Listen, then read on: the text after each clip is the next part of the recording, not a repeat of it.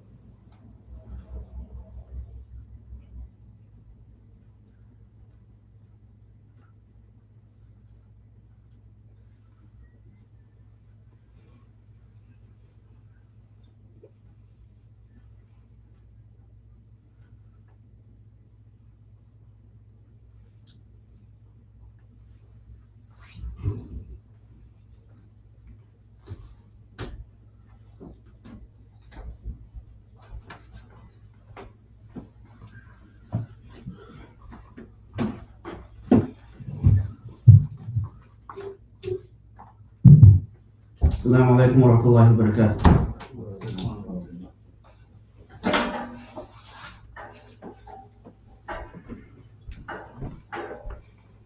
الله أكبر الله أكبر الله أكبر الله أكبر أشهد أن لا إله إلا الله أشهد أن لا إله إلا الله أشهد أن محمد رسول الله أشهد أن محمد رسول الله حي على الصلاة حي على الصلاة حي على الفلاح حي على الفلاح الله أكبر الله أكبر لا إله إلا الله لا إله.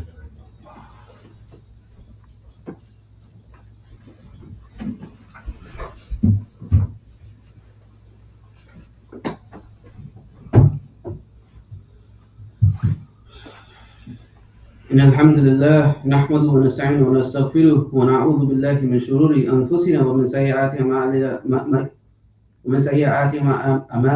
من يهده الله فلا مضل له ومن يضلل فلا هادي له وأشهد أن لا إله إلا الله وحده لا شريك له وأشهد أن محمدا عبده ورسوله أما بعد فإن خير الحديث كتاب الله وخير الهدي هدي محمد صلى الله عليه وسلم وشر الأمور محدثاتها وكل محدثة بدعة وكل بدعة ضلالة وكل ضلالة في النار. أعوذ بالله من الشيطان الرجيم. بسم الله الرحمن الرحيم. هو الذي أرسل رسوله بالهدى ودين الحق ليظهره على الدين كله ولو كره المشركون. Allah subhanahu wa ta'ala says in Surah As-Saf, ayah number 9, He is the one who has sent His messenger with true guidance in the religion of truth, making it prevail over all others, even to the dismay of the polytheists. Dear brothers, millions upon millions of Muslims have been making dua continuously for those that are suffering in Palestine, Yemen, and all Muslims are suffering. And we've been doing this for some time. And yet, to this day, it seems like our du'as have not been answered. The war still continues, and it gets worse and worse. It does not get better. The oppression against Muslims in other places continues. It only gets worse. It doesn't get better. So why is it that our du'as, after all this time, have gone unanswered?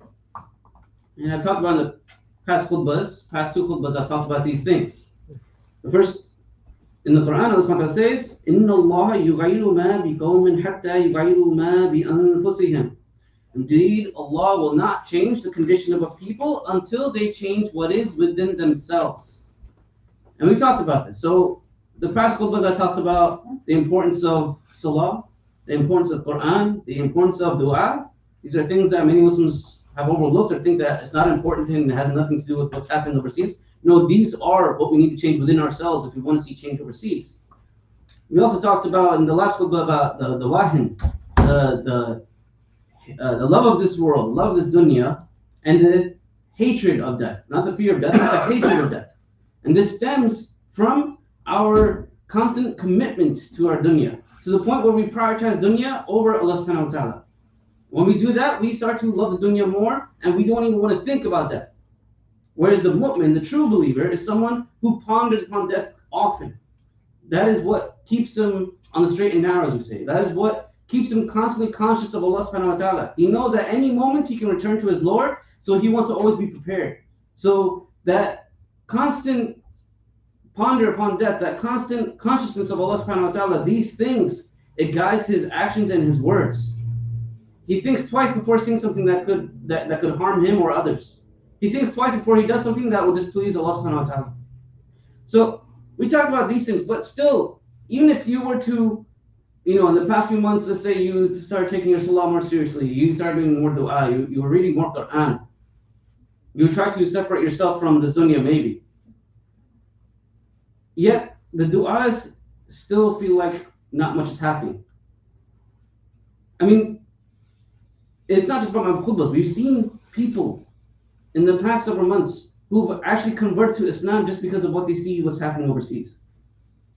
Right? We've seen people who were not really practicing Muslims just 6 months ago, and yet 3 months ago, subhanAllah, they're in the masjid regularly. Seeing this sort of rise in Muslims that they now are starting to realize that we have to come back to Allah subhanahu wa ta'ala in order to see change overseas. That the dua is not going to really have much effect. But yet still, even with the rise in the iman in the people, the rise of actual people converting to Islam, still the dua still goes unanswered. So let's go into a deeper dive today. And this is a topic that we can go on forever about. But today I want to focus on 3 main points, inshallah. The first, who we are as Muslims. Secondly, where does our wealth come from? And thirdly, where do we spend our wealth? Now, when we talk about who we are as Muslims, I don't mean the Muslim that's going to the masjid. See, it's easy to be your best self inside the masjid. I mean, because you're not going to do something that's wrong inside the masjid, most likely. And you're going to be around other people who are also practicing Islam, who are praying the salah in the jamaat. We are going to be most likely our best selves when we're in the masjid, when we're within our communities. But that's not what I'm talking about. I'm talking about when we are outside this comfort zone. Who are we as Muslims when we're in the public sphere, especially our workplaces? You see, I've been working in IT for over 10 years, alhamdulillah. Many different companies, agencies, etc. Alhamdulillah. And I always get this opportunity to find other Muslims in my workplace, alhamdulillah. But what always disturbs me, every workplace I've been to, every single one, I'll meet Muslims, and when I'm with them one-on-one, we give salams, we talk about what's happening, we talk about Quran, talk about Islam, and we have these conversations. But the moment a non-Muslim enters the vicinity, immediately it's like Islam is no longer with them, right? I kid you not, I've had this happen so many times where a brother I actually prayed dhuhr with in the workplace. We have our own separate workplace, room in the workplace to pray, alhamdulillah. And then we're back at the elevators, and his non-Muslim colleagues are there. And so I get Assalamu alaikum, and he goes, hi. I mean, right to my face, he is saying hi when I just said Assalamu alaikum. I mean, keep in mind also, in Islam, if a Muslim brother or sister gives salams to you, you have to respond in the same manner or better. So if someone says Assalamu alaikum, you have to say wa alaikum assalam. It's a sin if you do not say wa alaikum assalam, right? And if someone says Assalamu alaikum wa rahmatullahi wa barakatuh, you have to respond with the full wa alaikum assalam wa rahmatullahi wa barakatuh. I mean, this is a part of our deen. This is not just some optional thing. This isn't just something we do out of kindness. This is our deen. Allah subhanahu wa ta'ala is commanding us to talk like this, to greet each other like this. So to negate this, because you're afraid of what a couple of non-Muslims might think of you, it's very sad. And subhanAllah, in these same workplaces, I find so many people of different ethnicities who have no problem talking their own languages out loud on the phone or to other colleagues of the same ethnicity. And that's fine. I mean, this is the workplace. We have diversity. So why is it that the moment that a salams comes in, oh, that's not professional. That's not professional. We don't talk like that in the professional work environment. I mean, subhanAllah, what kind of Muslims are we if we can't even give salams to another Muslim brother? Right? And it only gets worse because most likely these same Muslims, most likely, they don't even tell their bosses or supervisors that they're Muslim. Or maybe they do, but they won't tell them that they have to go for Jama'ah. And this is so common in the workplace. So many times I've met Muslims and I ask, okay, so how did you talk to your boss about? And they're like, oh, subhanAllah, this is the reality. A lot of Muslims do this. They don't actually bother telling anyone. They think they can just kind of get away with it. Take a 1 hour lunch break, I'll be back, no one will notice. This is not the way we should be. Even if no one is there to see you go and come from work, that doesn't mean you shouldn't be telling at least your boss or supervisor that you have to go for Jummah. This is a legal right. This is not some cultural thing. This is a legal right for us Muslims. And it's not that the Muslims don't know that this isn't a legal right. They know this. But it's out of this fear that we maybe, they may judge us in a certain way. We don't want to inconvenience our supervisor and tell them that, oh, we have to go for 1 hour. You can't meet with us during this time. And I have met Muslims who, because they never told the supervisor, sometimes the supervisors schedule meetings with them during Jumu'ah time. And so they will actually skip Jumu'ah for a meeting. And they're skipping a requirement, a fard requirement on the Muslim men, so they can just have a conversation with their boss that they could have easily had any other time. And it's not the boss's fault; it's the Muslims' fault because they don't notify their supervisors. Right? It's not just the issue of legality; it's the issue of who we are. We are afraid to be Muslim.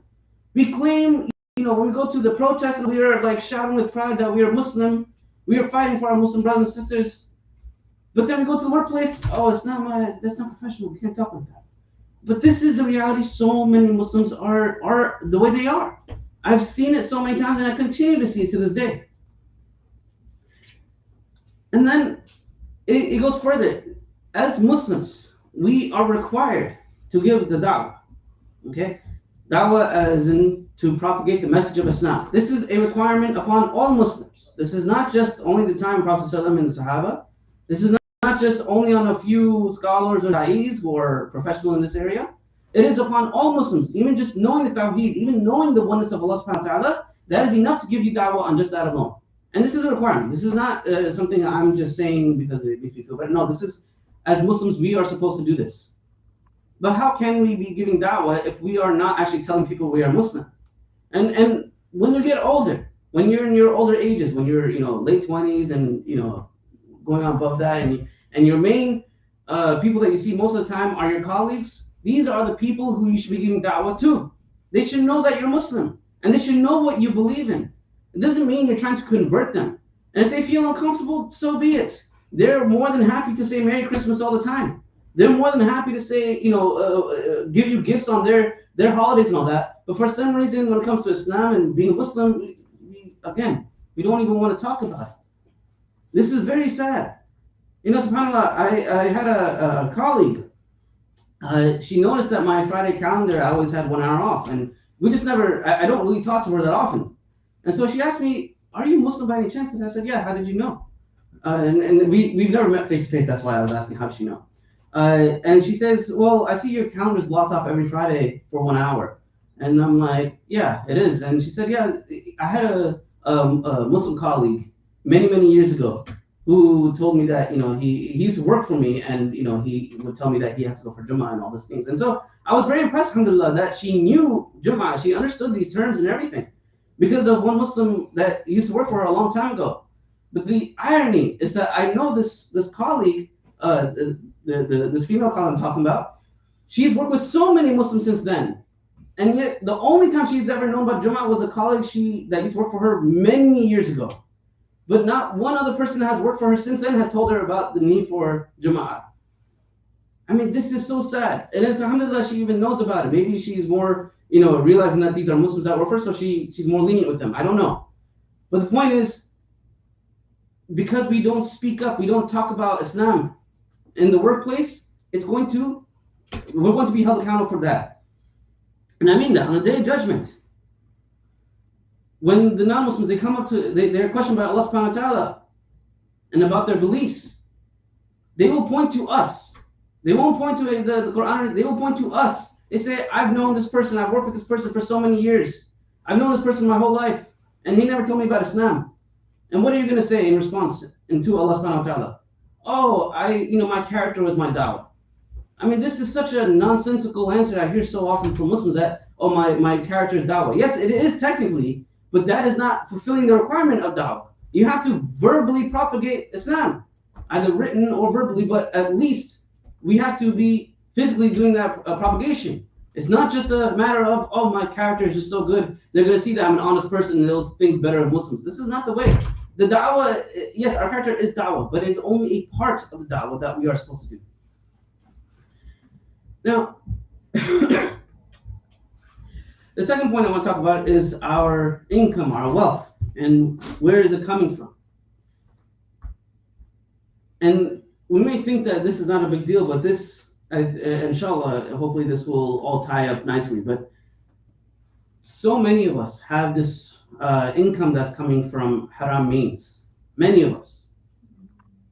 And there's many ways you can have income coming from haram means. For example, if you run a business, and I talked about this in the past, if you run a business and you lie or you deceive your customers for a few extra dollars, this is haram. You cannot do that. Whether they're Muslim or not doesn't matter. But you cannot lie or deceive others for a few extra dollars.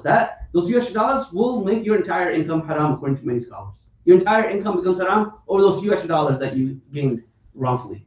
This is the opinion of some scholars. I don't know if the majority agree with this, but this is some scholars' opinion. And even so, once you have this haram income, and we'll talk about that later, but this is only one means of having haram income. Now, what about the rest of us who don't actually run businesses? I cannot tell how many Muslims are working for financial institutions, banks, credit card companies, life insurance companies, all these companies in which the actual profit is based off of haram. Profit is based off of interest. And a lot of Muslims, they think that there's nothing wrong with this. They think that, all companies take a loan, an interest-based loan. And yes, if we want to get to the semantics and the fatwa, we can. Yes, all the companies that you will see, any company you work for takes interest-based loans. But how are they paying the employees? This is how the scholars make the distinction. How are the employees being paid? Employees are paid off of profit, not off of loans. They're paid off of profit, right? So most companies profit off of products and services. Very simple and straightforward. That's where business comes from. If they're not doing well in business, they fire the employee. They don't say, I'll take additional loans to keep my employees employed. No. The employees are let go when things aren't going well for the business. But for credit card companies and banks, financial institutions, there's so many of them, and so many Muslims that work for them. They profit off of interest. They are the mutrafin. These are people who are profiting off of the destruction of society. They profit off of oppression. This is a historical fact. This isn't just something that only came from Islam. Societies that have had interest at its core, controlled by banks, have always doomed to fail. They've always collapsed at some point or another. Right? America has collapsed several times already in its short lifespan solely because of this reason. This is one of the main reasons, the interest. Right? But we're societies where interest is not at its core, you find that they last much longer. This is something that is just a historical fact. So it's not only that you are working for those who are literally, profiting off of the destruction of society, the economic depressions, but that money is based off of interest, and that's how you're being paid. So now your income is haram because it's coming directly from interest. And subhanAllah, so many Muslims think this is no big deal. And I see all kinds of justifications that they try to give, but I have yet to meet a single scholar who understands the financials of Islam, who approves of working at credit card companies or banks or all these different financial institutions. It is haram. Everyone unanimously agrees on this. But for some reason, we find, all these banking companies, we find that there's so many more Muslims at these places than other companies. Why? Because these places, they pay more than everywhere else. A bank will always pay higher than most other companies. This is just a fact because they make so much more money than everyone else. So we are sacrificing our values, our principles for a mere extra few dollars, once again. In which Abu Hurairah, he reported that the Messenger of Allah ﷺ said, a time will surely come upon people in which none will remain, but that he consumes the riba, the usury. If he does not consume it, he will be afflicted by its dust. And subhanAllah, this is where we are today. Because we cannot technically 100% avoid interest. We can avoid consuming it. We can avoid paying it. But interest is literally revolving around us. When you use a credit card at a transaction, there's interest involved in that transaction. This is there's just interest in all aspects of your life, whether you like it or not. But the difference is, are we intentionally consuming it for a few extra benefits in this dunya? Or do we do our best to avoid it? That's where the accountability will come in. It's that distinction that we make for ourselves and for our families. Now that we understand the haram income, now how do we spend it? You see, this is one of the big problems, is that we have come to this point in America where the masajid are mostly built by, where the people who are donating to the building of the masajid are most likely, a lot of them are people who work for haram institutions, who have their wealth is coming from haram means. And they're giving their money to help. And they continue to give their haram money to donate to the masjid. And they use haram money to buy even maybe meat. They use haram money to buy their homes. The list goes on and on. And subhanAllah, this is very detrimental. The effect this has. This haram is haram wealth. We think that we are financially providing, but the deen slowly leaves our families, and we don't even realize it, because this is one of the reasons. Because our income is haram, and we're using haram income to buy food that has no value to us anymore. You buy the most strictest halal, meat from the farm. It has no value for you. There's no blessings in that. You buy a home, it has no barakah in that home because it's coming from haram income. And most Muslims who are buying homes, they're using mortgages, which have interest based to it. And yes, I'm aware of I'm aware there's a fatwa in which, some scholars say that in certain circumstances it is okay to have mortgages. I don't personally agree with this, but I understand where they're coming from. They're talking about very specific situations. For some reason, Muslims have sort of taken this fatwa and applied it to all their lives. Even those who are doing financially very well for themselves, they think because this fatwa somehow applies to them, they are actually buying homes with interest. They're buying homes with the interest, the mortgages. And so, because of that, there's no barakah in the homes. And when there's no barakah in the homes, there cannot be true blessings. There cannot be true Islam thriving. You can try to force a salah onto your family, but the salah will be weak. The list goes on. So, there's a hadith, the Prophet ﷺ, who mentions, he mentioned a man who travels a long distance with his hair disheveled, who stretches forth his hands to the heavens and says, Ya Allah, Ya Allah. But his food is haram, his drink is haram, his clothes are haram, he is nourished with haram. So how can he receive a response? It is such a powerful hadith. And this is true for so many Muslims who have haram income and they're going for Hajj. They're using haram money to go for Hajj. But it's not just the ticket that they bought that has no value. It's their everything, their clothes, what they eat, their blood is basically haram, and it has no value anymore. Not in the sight of Allah. Yes, you may fulfill the requirement of Hajj according to many scholars, but it has no blessings in that Hajj. There's no reward in that Hajj. And you're sitting here crying, holding on to the Qibla so hard, asking Allah subhanahu wa ta'ala for help. But there will be no answer to the supplication. There will be no answer to the dua. So if we are Muslims who are afraid to be Muslim in a public sphere, in our workplaces, we are willing to sacrifice our principles and values of Islam for a few extra dollars, making our income haram, and we spend it in a way that has no value for us, that is going to be held accountable for us, and then we have the audacity to ask, why doesn't Allah subhanahu wa ta'ala answer our dua for those in Palestine? We have the audacity to ask, why doesn't Allah subhanahu wa ta'ala answer our dua for those that are suffering around the world? We are not taking a closer look at the kind of people we are, what makes us up, what are our building blocks? This is what matters. قولي قولي هذا واستغفر الله ولكم ولسائر المسلمين فاستغفروه انه هو الغفور الرحيم.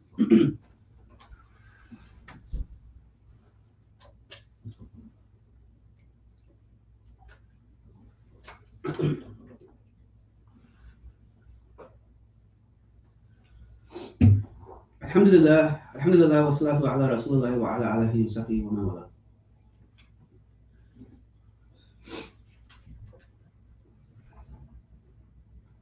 So, knowing all these things, the first solution, the steps for tawbah are, there's quite a few steps, and we don't have time to really get involved with the whole thing, but there's a gist of three main points. One is that you constantly ask Allah subhanahu wa ta'ala for forgiveness. When you recognize that you are not who you think you are, when you realize that you are not the Muslim that you're supposed to be, when you realize that your income is not halal, you should be asking Allah subhanahu wa ta'ala for forgiveness first and foremost. And you continue to ask Allah subhanahu wa ta'ala for forgiveness. And we all should be doing that. Whether your income is, all of us should always be asking Allah subhanahu wa ta'ala for forgiveness in every dua we make. This is required upon all of us. And then you remove yourself from that situation. So in the case of working for a haram job that has a halal income. And thirdly, you resolve to never go back to what was haram. These are just the simple steps of in a summary. That you to help you to make sure you don't go back into committing that sin. So in this case, we should do our best to make sure we don't spend our money wrongfully. And subhanAllah, there's so many ways this happens. Right? It's not just about your job and whatnot, even our cars. I mean, how many Muslims are taking those cars that have interest attached to it? They think that there's nothing wrong with it. Oh, it's just a small percentage. It's not about the size or how much it costs. It's not just a few extra dollars. It's the principle that it is haram to pay for that. So that car that you take to work or to even to the masjid holds no value for you because it's paid with haram money, or there's haram money involved in the transaction. So, if you are someone who's looking for a car, and when going back to the tawbah, and you're someone who needs a car, but the only option you see is this haram option available, then as a Muslim, we shouldn't be going for it. We should be doing our best to ask Allah subhanahu wa ta'ala for help, to look for an alternative halal solution. And inshallah, Allah subhanahu wa ta'ala provides. He always does. But we just have to ask for Him to provide for us. And then we can even talk about the schools. Right? We want our children to go to great schools, prestigious schools. But most of us cannot afford those schools alone. So we should be taking upon ourselves to make sure our family understands from the time that they're young that it is okay that we only live within our means. Right? So many fathers I see, their daughters or sons, they've been accepted into Ivy League schools. And they know that they shouldn't be paying for that. They know it's haram to, but they just can't say no to their children. They don't want to see disappointment in their children. It's understandable from a parent's perspective.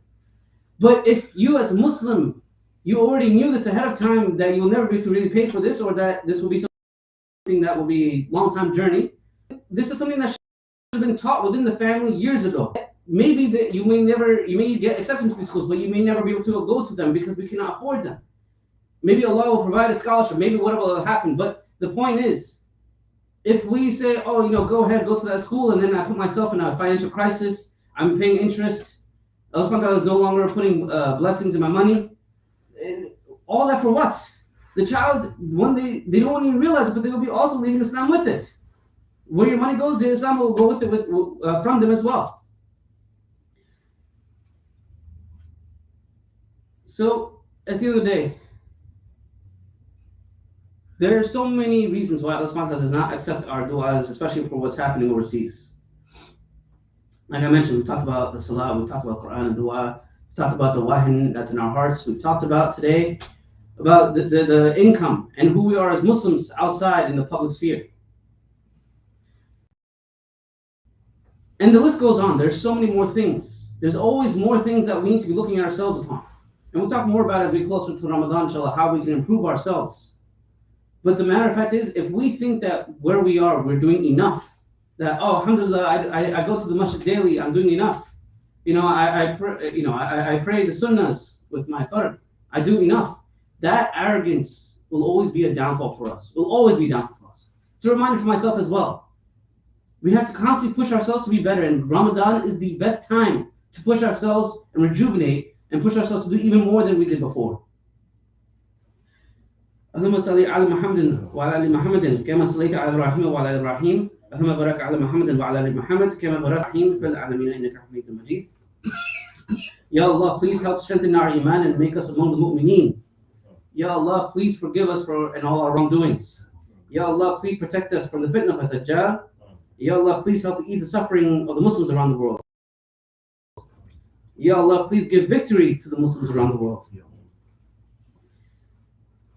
سبحان ربك رب العزة عما يصفون وسلام على المرسلين والحمد لله رب العالمين. إن الله يأمر بالعدل والإحسان وإيتاء ذي القربى وينهى عن الفحشاء.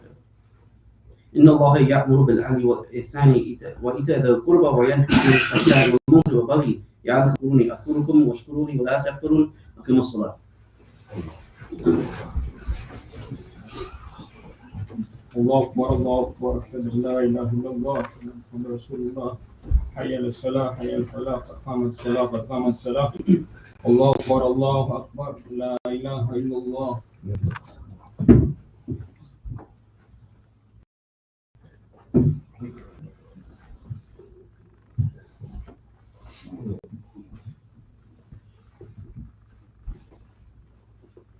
الله أكبر. الله أكبر.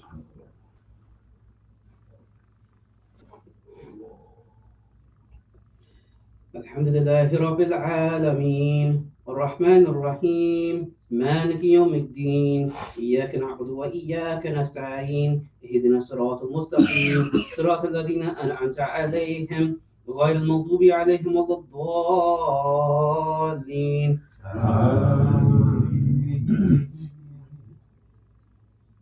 والعصر إن الإنسان لفي خسر إلا الذين آمنوا وعملوا الصالحات وتواصوا بالحق وتواصوا بالصبر. الله أكبر.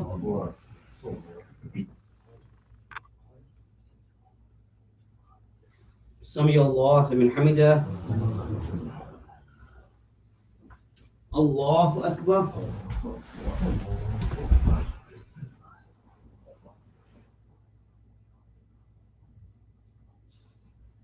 الله أكبر.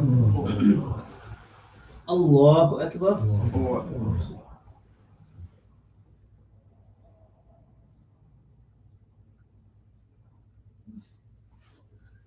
الله أكبر. الحمد لله رب العالمين الرحمن الرحيم مالك يوم الدين إياك نعبد وإياك نستعين اهدنا الصراط المستقيم صراط الذين أنعمت عليهم غير المغضوب عليهم ولا الضالين.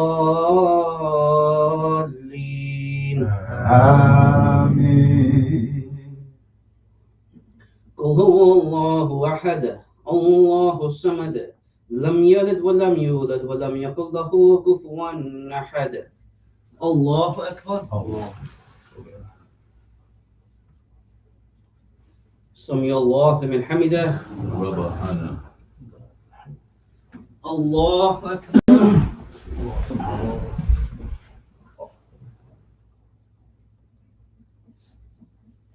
الله أكبر. الله أكبر.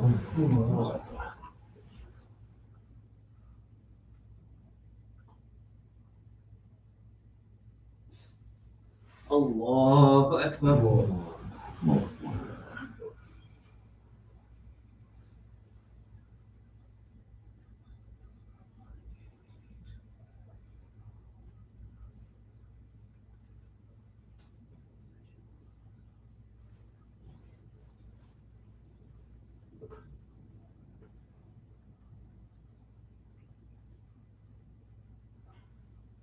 السلام عليكم ورحمة الله.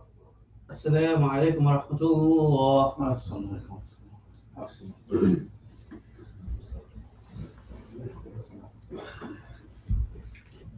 Assalamualaikum brothers and sisters.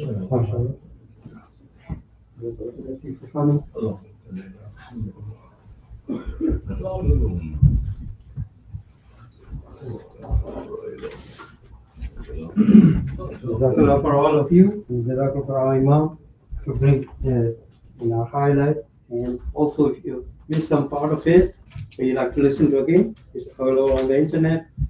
As we are talking about month of Ramadan, as month of Rajab is slowly moving in, we are coming closer to the month of Ramadan. A lot of things, the Imams who comes in, going to remind us, inshallah, to make dua for that. And one month of Rajab, which is progressing, inshallah.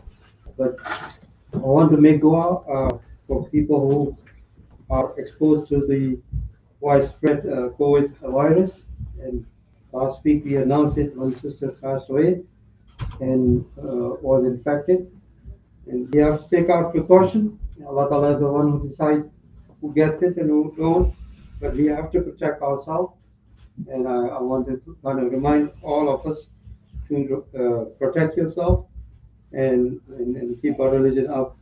Jazakallah khair for coming. We take care, all of you. Assalamu alaikum.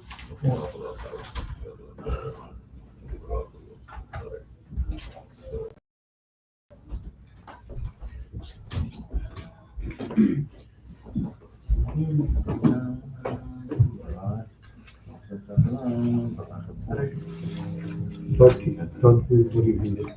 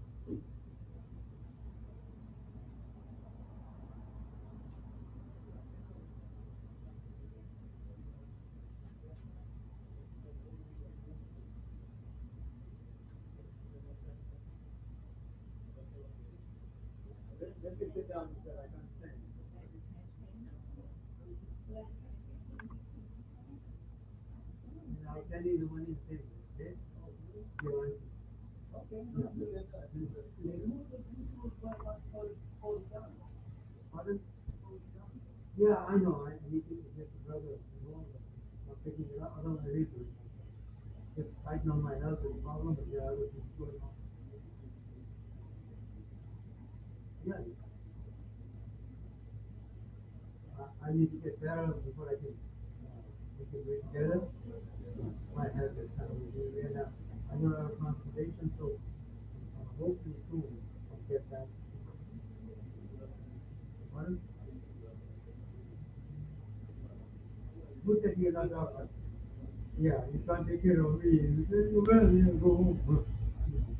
So if you can help me with that, and if you want to do some vacuums and doing the kitchen, depends on how much time you have. If you have something scheduled, then I let you go. But I need to go and that's it something. If you can get started, so I can give you. Have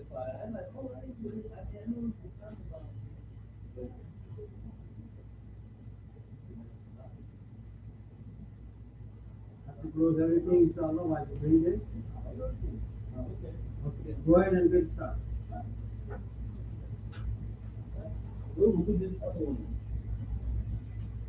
You can fill that out because they come, somebody pushes so hard that you can't get out the one in the back. So I was trying to empty that, so then I can easily take it out. You may have a different plan. Once you fill that out, then the other one can come out. Pardon? Yeah, maybe somebody may have to go over and bring that. So let me go inside and do something else so I can be ready for my test. Okay?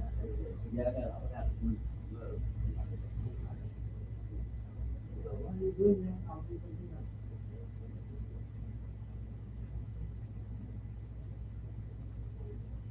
There are some people that do things, but they know that it cannot be undone, you know? They push it so hard, I empty it as well as they can.